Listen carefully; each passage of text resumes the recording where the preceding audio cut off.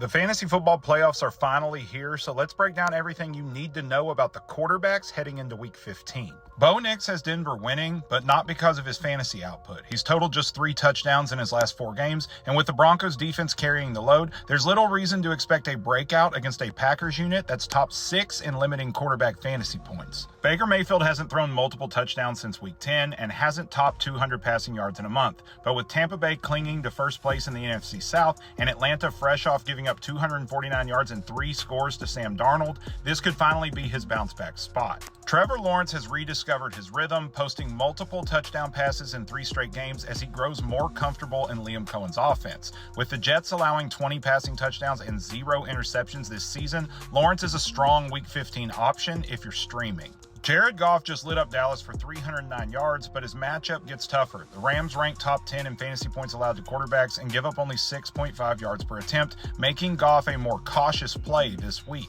Brock Purdy returns from San Francisco's bye with a soft matchup against Tennessee. He's been steady since coming back from a toe injury, 5 touchdowns, 3 picks, and the Titans own the 3rd worst opponent quarterback rating in the league. Patrick Mahomes is coming off a brutal outing, 3 picks, 0 touchdowns, and a continuing trend of struggles. His last 5 games includes a 5-6 touchdown to interception ratio and a 57% completion rate. Against the Chargers defense ranked 3rd in fewest quarterback fantasy points allowed, Mahomes is a risky week 15 start. Jackson Dart is back for the Giants and gets a dream matchup. Washington is allowing nearly 383 yards per game and has surrendered 26 passing touchdowns. Both the passing and rushing scoring potential are there. Dak Prescott continues to stack yards. He leads the NFL, but the Vikings are a different challenge. Minnesota allows just 172 passing yards per game and has given up only 14 passing touchdowns all season.